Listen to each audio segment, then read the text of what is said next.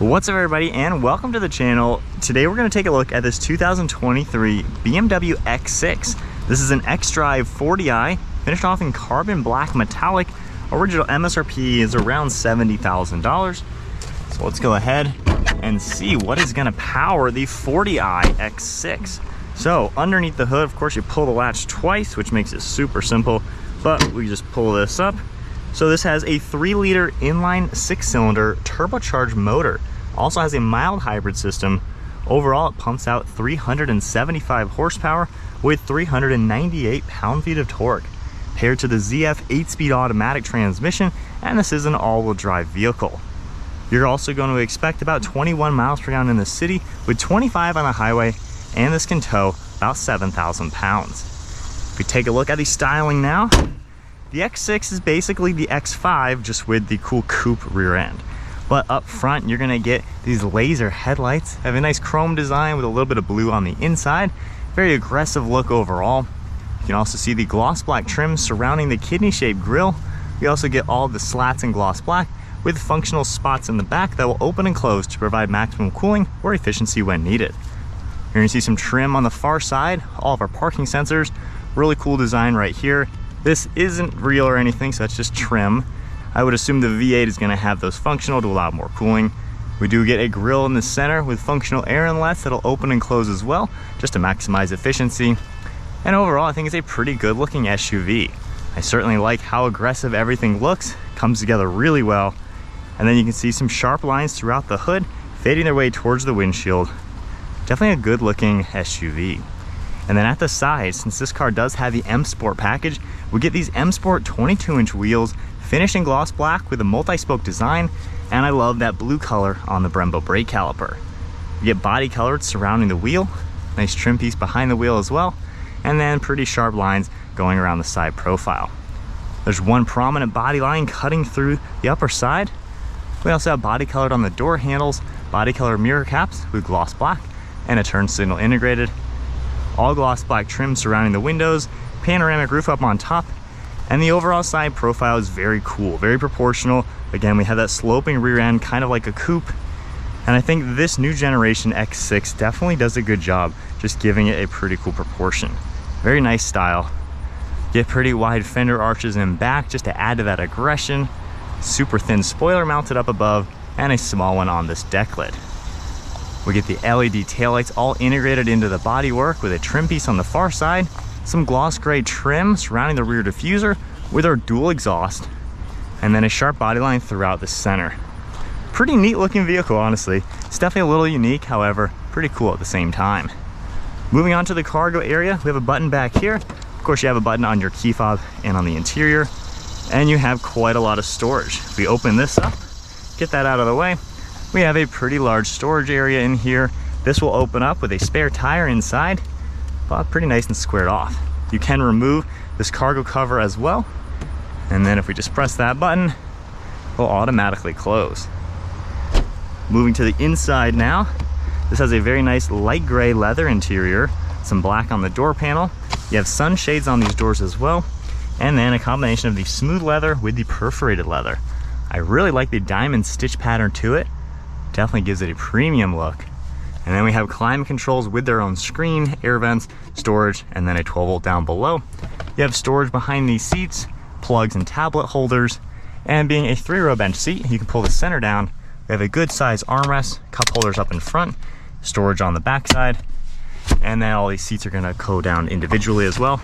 So this will lock downwards nice and flat, just to maximize storage, give you a good view into the cargo area. And you can also pull down the center seat individually. So if we hop inside now, at 5'11", honestly, I sit back here pretty well. Good knee room and leg room, plenty of headroom.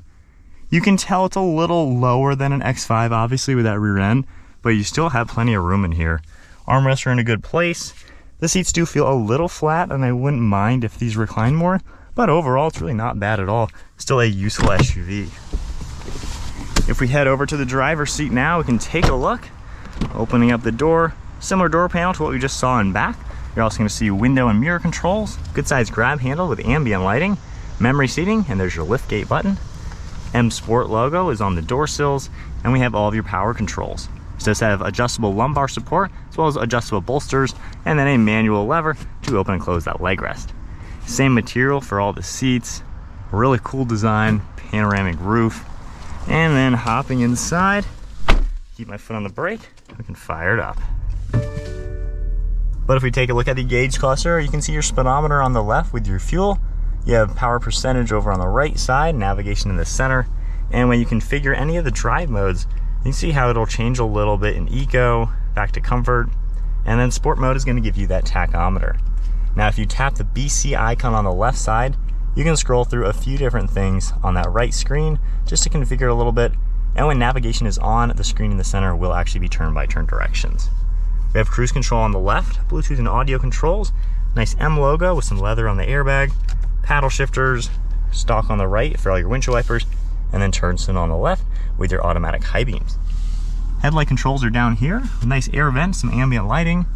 You got the synthetic leather material across the dash with that heads-up display system. More of that material and contrast stitching. You can also see this aluminum colored plastic. And then moving on to this infotainment screen. Pretty nice design. You have all of your radio controls, communications will pop up. The home screen itself is configurable. You have quite a few different things that are going to pop up within the screen. We have a full screen navigation, and then in the car you can adjust quite a few things. Under driver information, we have sport displays you're able to adjust and take a look at. We also have vehicle status you can view, a few more things like that. And then under apps you have Android Auto and Apple CarPlay, and then a few more up there. If I go ahead and put it into reverse, we get a backup camera along with a 360 camera view, and then just tapping the P button, we're back into park. Now, underneath the screen, this circle right here, if you toggle it, gets you to all of your intelligent safety.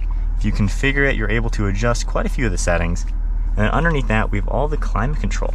They do get their own screen, and I love how you get dual fan speed along with dual zone temperature. Very unique design. Heated seats, a few of your basic controls. Audio controls are down below the volume, and if we open this up, we have storage in here, the key fob slot, along with 2 cup holders. You can see some ambient lighting, more of that aluminum plastic material, the cool leather, and then down here we have traction control and parking sensors, and this is the crystal design for all of the start button, shifter, and the rotary dial. Very unique looking. Now the rotary dial can adjust the screen as well, so you don't always have to use touchscreen, just kind of makes it a little bit more simple. You can go into every setting, you have a back icon, a few different shortcuts as well, so it makes it really nice to use. And then behind that, we have some aluminum colored material. Opening this up, we have quite a lot of storage space. And then the glove box is pretty big, as you would expect. One last look at the interior.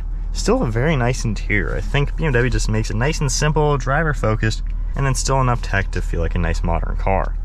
Up above, you can see that panoramic sunroof with the sunshade, LED dome lights, and a frameless mirror. So with all that said, let's take the 40i out for a spin.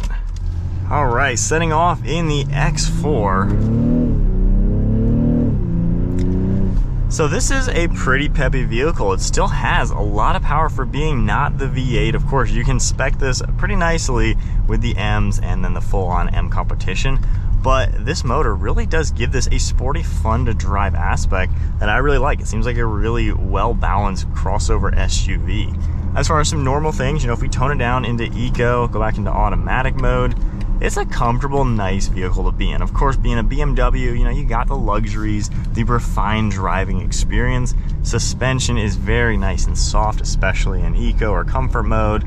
It feels like a relaxing vehicle to be in, and you're nice and high up. You know, it feels like a normal SUV, even though it's kind of got that sporty vibe, given it's the X6 versus the X5. But you have a great view out of your windshield, mirrors all do a great job, and even when you do look over your right side, it's really not all too bad how it's sloped down. You still have plenty of window back inside to where you can kind of see around nicely. So you really don't have any negative effects. The mild hybrid system also is really cool. The slow speed, you might feel it a little bit just carrying the car. So it's a really good blend to give this a little bit more economical design for the drivetrain versus just a standard engine and transmission. Normal driving, you know, the transmission's smooth. You don't feel any shifting or anything like that. I mean, honestly, it's a nice place to be. It's a nice driving vehicle, very smooth, very quiet. You don't really hear anything, even going higher speeds than what we're doing. Seats are really comfortable too. Like, they really support you nicely. Materials you touch are good. Armrests are in a great place.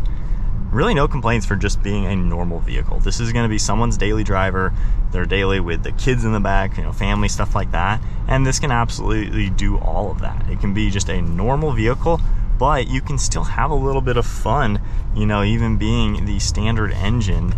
It just kind of opens up a little bit. And with that ZF8 speed, when you're in the sport mode, it is super responsive and direct. It really lets you control the car, and there's no guessing. There's no slop within the transmission or drivetrain or anything like that. It just feels like a very well-balanced vehicle. And then if we get back up to some speed, drop a gear, you can hear the turbo just a little bit.